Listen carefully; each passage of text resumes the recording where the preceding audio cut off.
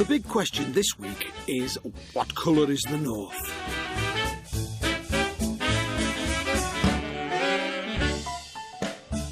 A little while ago I made a programme about rock, about building stones, and when it had gone out I got a letter from a lady called Claire who said she'd enjoyed it. Clearly a woman of taste and discrimination.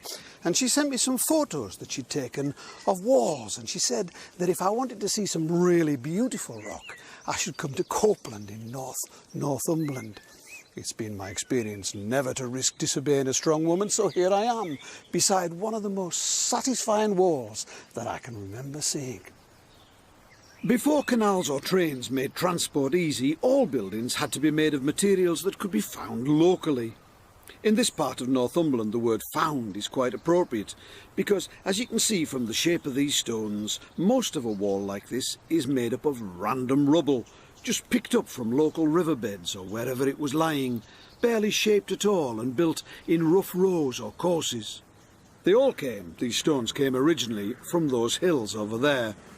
Those are the Cheviot Hills, and they were made by volcanoes of various sorts over tens of millions of years. First of all, there were dramatic lava flows that spread thousands of feet thick over the landscape. Then there was a huge mass of molten granite-type rock that lurked just beneath the surface and gradually cooled, and there were dikes and fissures and laccoliths that oozed out all different sorts of rock with different chemical compositions and textures, some of it almost as smooth as glass, some of it coarse and crystalline. Even though these are all volcanic or igneous rocks, there's just so much variety of geology to be found in a wall like that. And as you can see also, it's fabulously varied in colour. It's a very colourful place, the north. Copeland Castle is the big house in this area. At its heart is a 16th century tower house, traditional near the Scottish border, which now has a more peaceful use as a holiday home. As you can see, it's built in the same traditional way, of beautifully coloured random rubble as the farm. But there's more. There's also another natural colour. This is render cover in the stone, lime mixed with sand and small stones, bits of shells sometime, stuff. Up here it's called harl or harling, and it's here for added protection, of course, to stop rain getting in between roughly made walls. People have been using lime render like this for centuries, thousands of years probably. The Romans used it to cover the Roman wall, and it's probably always been here at Copeland. But you know, I love it. I love its naturalness, and I love its faded, beigey colour. I love the way the stones beneath peep through. It feels ancient and satisfying, local. That is a lovely wall. So thank you, Claire, the letter writer, for pointing me in this exceedingly colourful direction. Here's a little challenge. The north is really lucky with its building stone, but if you can think of a more satisfying use of natural colour than that, you'll get, I don't know what you'll get, a pat on the back or a nice, warm, smug feeling, but we can but try. Here's a sequence of buildings made of the local stone of the north. Fingers on buzzers. If you see something beautiful, press.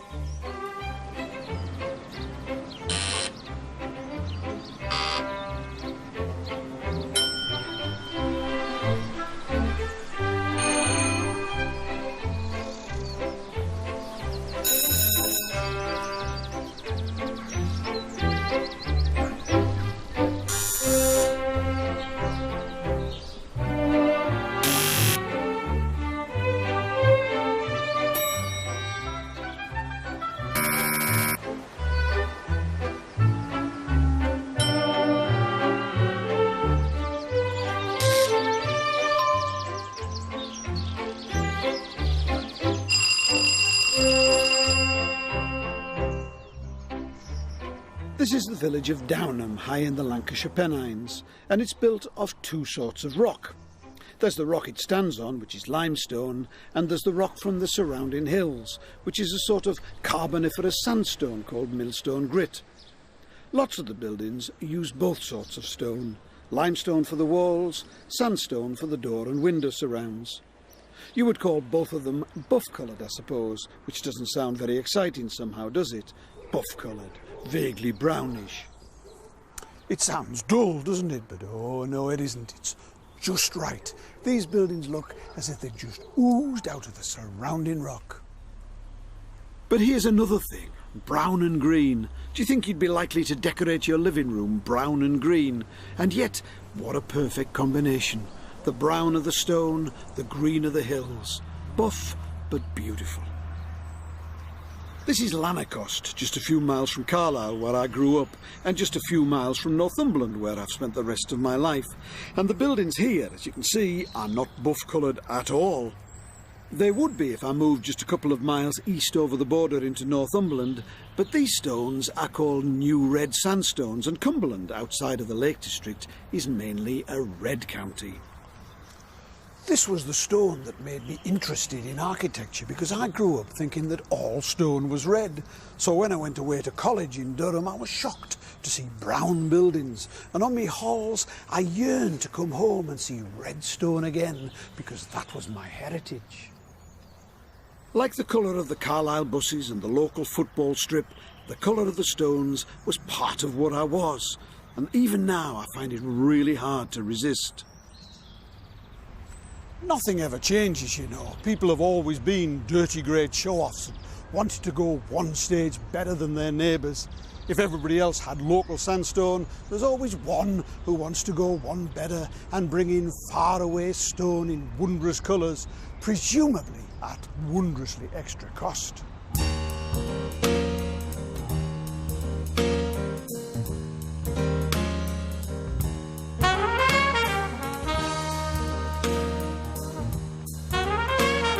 This is Newcastle's rather splendid civic centre built in the 1960s. It was the town's first new public building for many years, and they wanted to make a bit of a statement with it.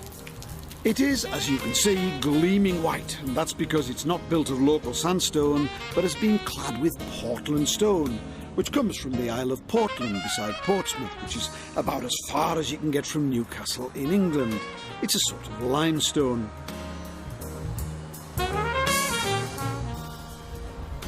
If you look carefully at it, you'll see that it's covered with tiny fragments of fossilised shells. It's naturally white, in fact, exceptionally white, and ever since Christopher Wren decided to use it for St Paul's Cathedral, it has been the stone of choice for public buildings looking for a bit of extra oomph, or even for private owners who wanted to make a bit of a splash. And nobody wanted to make more of a splash than the Lancaster industrialist Lord Ashton, who in 1906 wanted a memorial for his wife, which is nice, of course. You can't criticise him for that, and it's difficult to criticise him for what he built either, or at least for what his architect John Belcher built. John Belcher, now there's a name. I bet his life was hell at school. No wonder he put up big buildings to make up for it, and this is big.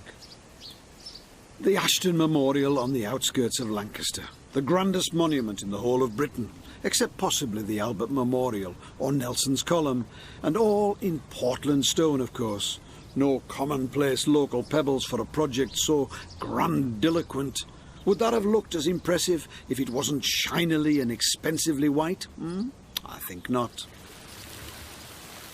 All over our towns and cities, after the invention of the railways made transport a bit more possible and economical, special stone in exotic colours was imported for the poshest buildings. In the first half of the 19th century, for example, Liverpool was entirely built of local sandstone. All of its posh buildings, and very splendid they are made of local stuff. But after the arrival of the railways, everything changed. For example, 2 of the 3 Graces on the pierhead, the Cunard building and the Mersey Docks and Harbour Board building, were built of Portland stone, gleaming whitely in an important sort of way, while the 3rd, the Liver building, was built of imported granite, less gleamy but shiny and impressive. There's no granite to be found in the ground anywhere near Liverpool. This is imported colour. All of these have been examples of using colour as a form of status. But colour was also a matter of taste, and Liverpool, like many of our towns and cities, became a very colourful place in Victorian times.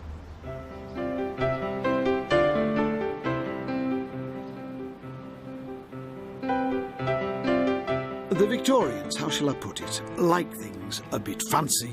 They like curly bits on their buildings and on their furniture, and they developed a taste for colour.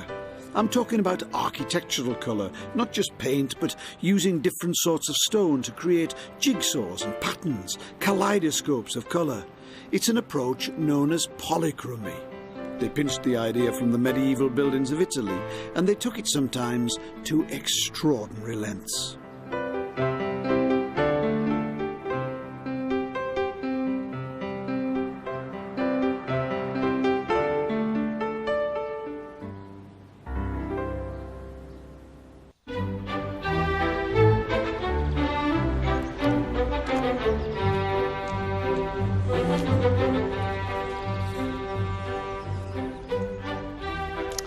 I thought you might like to see some pictures of my daddy who died in 1953 when I was a little boy.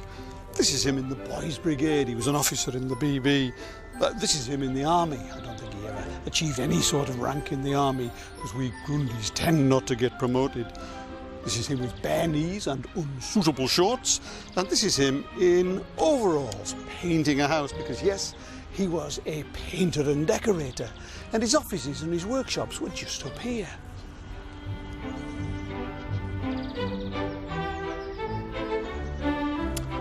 I broke all the windows in his workshops once by throwing stones at them.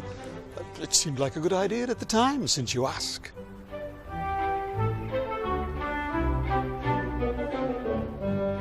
Another time I got into the back of his van and covered myself in green paint from head to foot, including my hair. I had to be bathed in turpentine to get myself clean. I believe that it's because of this that I've never liked paint since, and have tended to leave the decorating to those who are more qualified than I am myself. Or to put it another way, my wife. Or possibly it's because of this that I've always liked the colour that people apply to the outside of buildings. Some parts of the north have always liked it bare, naked rock that is, but other places have traditionally painted the outside of their houses in bright colours. In Northumberland, for example, there are hardly any painted houses, but in the Lake District there aren't many that aren't. This is Little Langdale, deep in the heart of the hills, where the colour they usually used was white, if you can call that a colour, and equally traditionally the material that they used, the painty stuff, was lime wash. I think we need a little sideways leap to find out what lime wash is. Lime is really the chemical calcium hydroxide, which for thousands of years people have got by burning limestone in lime kilns. Most of the stuff they got out of the kilns was spread onto the land to make the soil more fertile. I just don't understand how anybody ever discovered things like this. Apparently people have been using lime in various ways for 10,000 years or more. 10,000! It's a good job I was never a primitive man. The human race would never have discovered anything. Anyway, when you've burnt limestone, you're left with quicklime, which is very, very caustic, burny stuff, very unstable, likely to go off in a vapour at any moment. It seems quite dangerous to me. You probably know people with exactly the same qualities. But when you add water to it, it makes slaked lime, or lime putty it's sometimes called, which you can use as a render or a mortar. But if you want to use it as a wall covering, as a paint, you've got to water it down even more until it gets to be a sort of milky consistency, maybe more like double cream, which you can then brush onto your house. It tends to last 4 or 5 years, maybe as much as 10 if you don't mind it getting discoloured a bit. So that's what they used here in Little Langdale and the rest of the Lake District, and the result is, as you can see, immensely pretty and satisfying against the green and the grey of the hills. It's not entirely clear how long they've been doing it. I called it a traditional practice just now, but I don't think they've been painting the outside like this forever. Really old houses don't seem to show any sign of being lime washed. But they've certainly been doing it for the last couple of 100 years at least, probably more, and for the last 150 they've been keen to make sure that the houses are as white as possible. Why did they do it? Well, it's not totally clear. Partly for protection, of course. It's pretty waterproof, so it gives a bit of extra protection in a damp climate. But it also breathes, and it allows vapour back out, so that any damp doesn't get trapped in the wall behind it. It didn't matter as much if the farm buildings got a bit damp, so they didn't get lime washed. It's one of the classic things about Lake District farms. The white of the houses, the grey of the barns. But that suggests that it's never just been a protection thing, but a showy-offy thing as well. People white, animals, who cares? My house, super white. The neighbours, pathetic.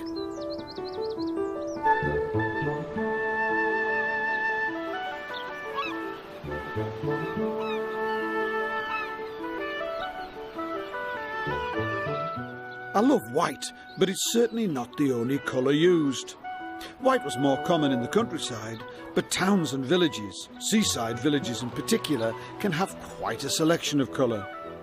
Nowadays, of course, most of the colour in places like Staithes here is exterior wall paint, but in the past they used to dye the lime wash with other colours. They used all sorts of things. Damson juice, for example. Plum juice turned the lime wash pink, in much the same way as I use assorted fruit juices nowadays to stay in the front of my shirts, and very effective it can be. Deeper reds could be made by adding a sort of red sandstone called bloodstone, which ladies used to gather from riverbeds and sell in local markets. And there were other natural minerals which gave pale blues and even oranges. It can all be very gay and jolly.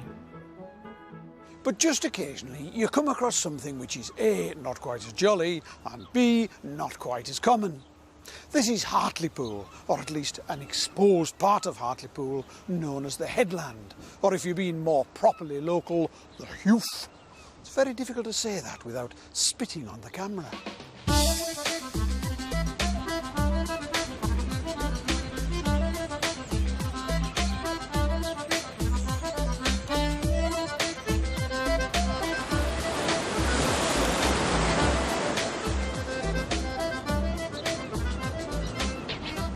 This is where the town started, way back in Anglo-Saxon times, much the oldest part of town.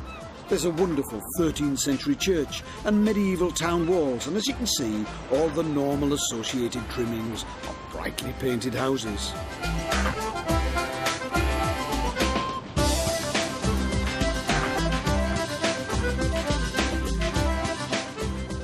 But Hartlepool is the only place I know where you also find this used on houses. Pitch, tar, tarry stuff, thick black viscous stuff.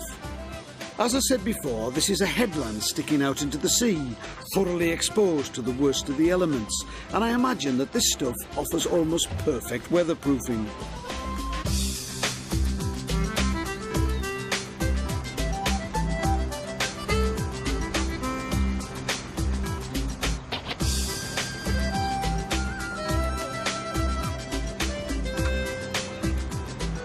Hartlepool is a port, and it was a shipbuilding town, so its people would have known how useful pitch can be. It works on the bodies of ships after all and keeps the sea out, so presumably it keeps the rain out here. I like that. I'm not saying it's unique, because I'd soon get proved wrong if I did, but it's a local peculiarity, and I like those.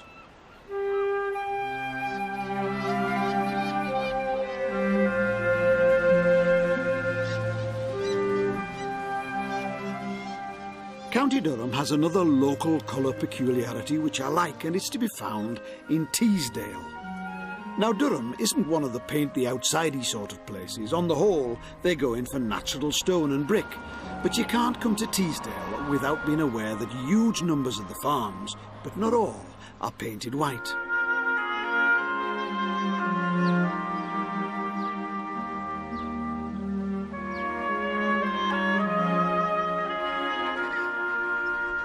In the Lake District, as we saw, this happens for practical weatherproofing reasons.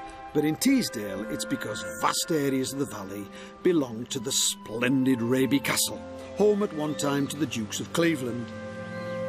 Now, I suspect that you can't get to be a duke and own something as vast as this without becoming a touch, how shall I put it, dictatorial. The story goes that one day one of the dukes was out hunting when he got caught in a storm, so he went to what he thought was one of his cottages and demanded shelter. Wrong house, not one of his. He got heaved out on his ear and it clearly rankled. So he insisted that from that day forth all of his properties be painted white. That's a scabby and a bossy reason if it's true, but the effect is nice, so perhaps we can forgive him. And finally, a moan. Colours that we do not like. Number 1, grey. Number 2, 3 and 4, grey again. Not all grey buildings, of course. Some greys can be wonderful. The steely grey of metal, the shiny grey of an aluminium skin under a leaden sky. Bad to beat. Like glass, grey metal can reflect the colours of the sky and become as fascinating and changeable as a chameleon. No complaint about that. But old concrete, old dead concrete that reflects nothing but sadness, there's no pleasure in that. Not when there are so many other beautiful colours that you can choose instead. You will have realised that I've only just scratched the surface of the range and palette of colours available in northern buildings. And then there's brick. I haven't even given brick a proper mention. There's everything from the rich polychromy of Victorian brick to the warm, natural earth-based colours of traditional handmade bricks. There are almost as many different colours of brick as there are of building stones.